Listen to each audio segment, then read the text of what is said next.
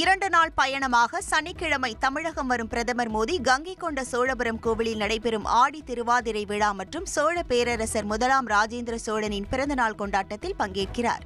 26ஆம் தேதி இரவு 8 மணியளவில் தூத்துக்குடியில் நடைபெறும் பொது நிகழ்வில் 4800 கோடி ரூபாய்க்கும் அதிக மதிப்புள்ள பல்வேறு வளர்ச்சித் திட்டங்களுக்கு பிரதமர் அடிக்கல் நாட்டி தொடங்கி வைத்து நாட்டுக்கு அர்ப்பணிக்கிறார். தென் பிராந்தியத்தில் அதிகரித்து வரும் விமான போக்குவரத்து தேவைகளை பூர்த்தி செய்வதற்காக சுமார் 450 கோடி ரூபாய் செலவில் தூத்துக்குடி விமான நிலையத்தில் கட்டப்பட்டுள்ள புதிய முனைய கட்டிடத்தை திறந்து வைக்கிறார். சாலை உள்கட்டமைப்பு துறையில் நெடுஞ்சாலை திட்டங்களை நாட்டிற்கு அர்ப்பணிக்கிறார். தெற்கு தமிழ்நாட்டில் நிலையான மற்றும் திறமையான இணைப்பை மேம்படுத்துவதற்காக 3 முக்கிய ரயில்வே உள்கட்டமைப்பு திட்டங்களை பிரதமர் அர்ப்பணிக்க உள்ளார். 27ஆம் தேதி கங்கை கொண்ட சோழபுரம் கோவிலில் மதியம் 12 மணியளவில் நடைபெறும் ஆடி திருவாதிரை விழாவுடன் சோழ பேரரசர் முதலாம் ராஜேந்திர சோழனின் பிறந்தநாள் கொண்டாட்டத்தில் பங்கேற்கும் பிரதமர் மோடி முதலாம் ராஜேந்திர சோழனை கௌரவிக்கும் வகையில் ஒரு நினைவு நாணயத்தை வெளியிடுகிறார்.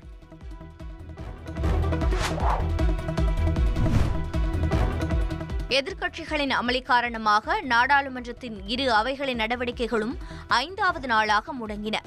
மக்களவை காலை கூடியதும் கார்கில் போரில் உயிர்நீத்த வீரர்களுக்கு உறுப்பினர்கள் எழுந்து நின்று அஞ்சலி செலுத்தினர். இதனைத் தொடர்ந்து பீகார் வாக்காளர் பட்டியல் சிறப்பு திருத்த விவகாரத்தை முன்வைத்து கடும் முழக்கங்களை எழுப்பி எதிர்க்கட்சி எம்பிக்கள் அமளியில் ஈடுபட்டனர். அப்போது குறுக்கிட்டு பேசிய அவைத்தலைவர் ஓம் பிர்லா எதிர்க்கட்சிகள் கேள்வி நேரத்திற்கு இடையூறு ஏற்படுத்துவதாக அதிருப்தி தெரிவித்தார். लेकिन हम केवल आते ही सदन के अंदर या सदन के बाहर तख्तियां नारेबाजी करें ये उचित नहीं है. இதேபோல் மாநிலங்களவையில் பல்வேறு விவகாரங்கள் குறித்து விவாதிக்க வலியுறுத்தி எதிர்க்கட்சி எம்பிக்கள் ஒத்திவைப்பு நோட்டீஸ் வழங்கிய நிலையில் மாநிலங்களவை துணைத் தலைவர் ஹரிவன்ஷ் ஏற்க மறுத்துவிட்டார். இதற்கு எதிர்ப்பு தெரிவித்து எதிர்க்கட்சிகள் அமளியில் ஈடுபட்டனர்.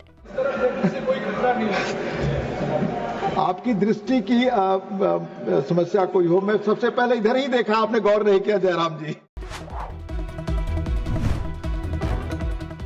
மக்கள் நீதி மய்யம் கட்சித் தலைவர் கமல்ஹாசன் நாடாளுமன்ற மாநிலங்களவை உறுப்பினராக பதவி பிரமாணம் எடுத்துக் கொண்டார். தமிழகத்திலிருந்து மாநிலங்களவைக்கு திமுக கூட்டணி சார்பில் தேர்வு செய்யப்பட்டுள்ள மக்கள் நீதி மய்யம் கட்சியின் தலைவர் கமல்ஹாசன் மாநிலங்களவை உறுப்பினராக தமிழில் பதவி பிரமாணம் எடுத்துக் கொண்டார். அவருக்கு மாநிலங்களவை துணைத் தலைவர் ஹரிவன்ஷ் நாராயண் சிங் பதவி பிரமாணமும் ரகசிய காப்பு பிரமாணமும் செய்து வைத்தார்.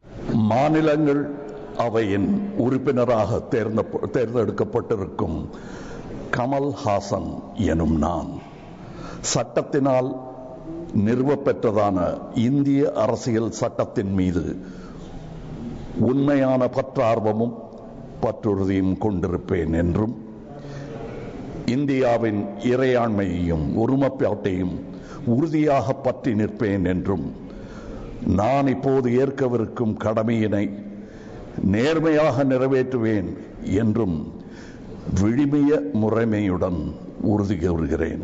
வணக்கம். இதனைத் தொடர்ந்து திமுக எம்பிக்கள் சல்மா, எஸ்.ஆர். சிவலிங்கம், வழக்கறிஞர் பி. வில்சன் ஆகியோர் பதவி பிரமாணம் எடுத்துக் கொண்டனர். இதனிடையே அதிமுக சார்பில் தேர்வு செய்யப்பட்டுள்ள வழக்கறிஞர் இன்பதுரை மற்றும் தனபால் ஆகியோர் வரும் திங்களன்று மாநிலங்களவை உறுப்பினர்களாக பதவியேற்பார்கள் என எதிர்பார்க்கப்படுகிறது.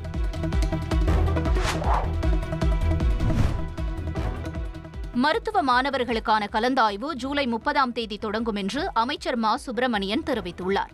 சென்னை கிண்டியில் உள்ள கலைஞர் நூற்றாண்டு மருத்துவமனையில் மருத்துவ படிப்புக்கான தரவரிசை பட்டியலை அவர் வெளியிட்டார். இந்த ஆண்டு 72,743 விண்ணப்பங்கள் பெறப்பட்டதாக கூறினார்.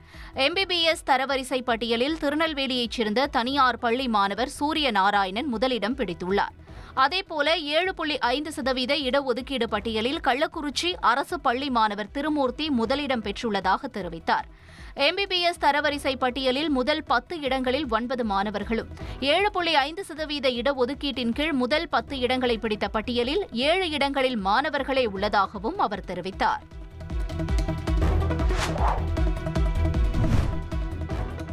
கும்மிடிப்பூண்டியில் சிறுமி பாலியல் வன்கொடுமை செய்யப்பட்ட வழக்கில் 13 நாட்களுக்கு பிறகு மேற்கு வங்கத்தைச் சேர்ந்த இளைஞரை போலீசார் கைது செய்துள்ளனர். கடந்த 12ஆம் தேதி கும்மிடிப்பூண்டி பகுதியில் வீட்டின் அருகே சாலையில் நடந்து சென்ற 10 வயது சிறுமியை இளைஞர் ஒருவர் பாலியல் வன்கொடுமை செய்துவிட்டு தப்பிச் சென்றார். இந்த நிலையில் இளைஞரை பிடிக்க 16 தனிப்படைகள் அமைக்கப்பட்டு போலீசார் தேடுதல் வேட்டையில் ஈடுபட்டனர். மேலும் சிசிடிவி காட்சிகளின் அடிப்படையில் புகைப்படங்களும் வெளியிடப்பட்டன. மேலும் இளைஞர் குறித்து தகவல் அளிப்பவர்களுக்கு 5 லட்சம் ரூபாய் சன்மானம் அறிவிக்கப்பட்டது. இதுகுறித்து 400க்கும் மேற்பட்டவர்களிடம் விசாரணை நடைபெற்ற நிலையில் இளைஞரின் உருவ ஒற்றுமை உள்ள 20 பேரிடம் போலீசார் விசாரணை மேற்கொண்டனர். இச்சம்பவத்தில் போலீஸ் நடவடிக்கை மந்த நிலையில் இருப்பதாக கூறி பல்வேறு அரசியல் கட்சிகள் மற்றும் அமைப்பினர் போராட்டத்தில் ஈடுபட்டனர். இந்த நிலையில் ஆரம்பாக்கம் ரயில் நிலைய பிளாட்பாரத்தில் சந்தேகத்திற்கிடமான வகையில் இளைஞர் ஒருவர் இருப்பதாக கிடைத்த தகவலின் அடிப்படையில் அங்கு சென்ற போலீசார் இளைஞரை கைது செய்தனர். முதற்கட்ட விசாரணையில் அந்த இளைஞர் மேற்கு வங்க மாநிலத்தைச் சேர்ந்தவர் என்பதும் கேட்கும் கேள்விக்கு முன்னுக்கு பின் முரணாக பதிலளிப்பதாகவும் தெரிவித்துள்ளனர். இதனையடுத்து பிடிபட்ட இளைஞரை ரகசிய இடத்திற்கு அழைத்துச் சென்ற போலீசார் ஐஜி அஸ்ரா கர்க் தலைமையில் விசாரணை மேற்கொண்டு வருகின்றனர்.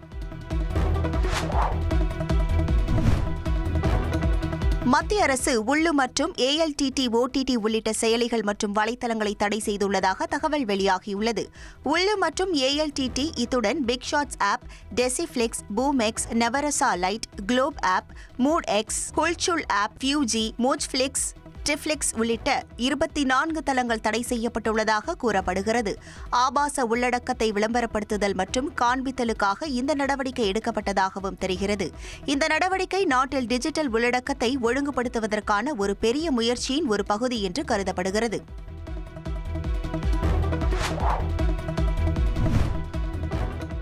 மேட்டூர் அணை நடப்பாண்டில் 4வது முறையாக அதன் முழு கொள்ளளவான 120 அடியை எட்டியுள்ளது. இந்நிலையில் அணையிலிருந்து 16 கண் மதகு வழியாக தண்ணீர் திறக்க வாய்ப்புள்ளது. சேலம் கேம்ப், புதுப்பாலம், அண்ணாநகர், வஉசி நகர், பெரியார் நகர் உள்ளிட்ட பகுதிகளில் வசிக்கும் மக்கள் பாதுகாப்பான இடத்திற்கு செல்ல வேண்டும் என அறிவுறுத்தப்பட்டுள்ளனர். மேலும் கால்நடைகளை காவிரி கரையோரம் மேய்ச்சலுக்கு விடுவது, குளிப்பது, நீரில் இறங்கி புகைப்படம் எடுப்பது போன்ற செயல்களில் ஈடுபடக்கூடாது என எச்சரிக்கை விடுத்துள்ளனர்.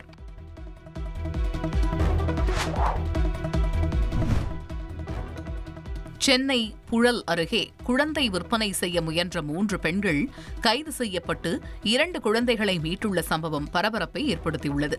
சென்னையைச் சேர்ந்தவர் கார்த்திக். இவருக்கு பெண் ஒருவர் போன் செய்து தன்னிடம் ஒரு குழந்தை உள்ளதாகவும் அதன் விலை 12 லட்சம் ரூபாய் என்றும் கூறியுள்ளார். அதிர்ச்சி அடைந்த அவர் காவல் நிலையத்தில் இதுகுறித்து தகவல் அளித்தார். இதனைத் தொடர்ந்து சம்பந்தப்பட்ட பெண்ணிடம் குழந்தையை வாங்கிக் கொள்வதாக தெரிவித்து பிரிட்டானியா நகர் பகுதிக்கு வரவழைத்துள்ளனர். அங்கு மறைந்திருந்த போலீசார் உடனடியாக அப்பெண்ணை பிடித்து விசாரணை செய்தனர். கைது செய்யப்பட்ட பெண்ணின் பெயர் வித்யா என்பதும் அவர் கொண்டு வந்த ஆண் குழந்தை ரதிதேவி என்பவருடையது என்றும் தெரியவந்தது.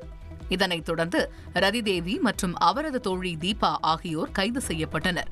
அவர்களிடம் இருந்து 2 வயது பெண் குழந்தையும் மீட்கப்பட்டது. ரதிதேவி கணவரின்றி தனித்து வாழ்வதால் குழந்தையை விற்க தீபாவை அணுகியதும் தெரியவந்துள்ளது. இந்த சம்பவத்தில் 3 பேரிடமும் தொடர் விசாரணை நடத்தப்பட்டு வருகிறது.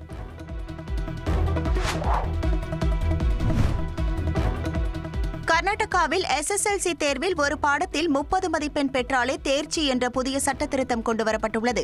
கர்நாடகா மாநிலத்தில் SSLC தேர்வில் தேர்ச்சி பெற தேவையான மொத்த மதிப்பெண் விகிதம் 35%இலிருந்து 33%ஆக குறைக்கப்பட்டுள்ளது. இதனால் 625 மதிப்பெண்களில் 206 மதிப்பெண்கள் பெற்றாலே மாணவர்கள் தேர்ச்சி பெற முடியும். ஒவ்வொரு பாடத்திலும் 30 மதிப்பெண்கள் பெற்றாலே போதுமானது. மத்திய அரசு 1966 சட்ட விதிகளை திருத்தி புதிய அளவுகோலை கொண்டு வந்துள்ளது. பொதுமக்கள் 15 நாட்களில் இதற்கான ஆட்சேபனைகளை தாக்கல் செய்யலாம் என கேட்டுக் கொண்டுள்ளது.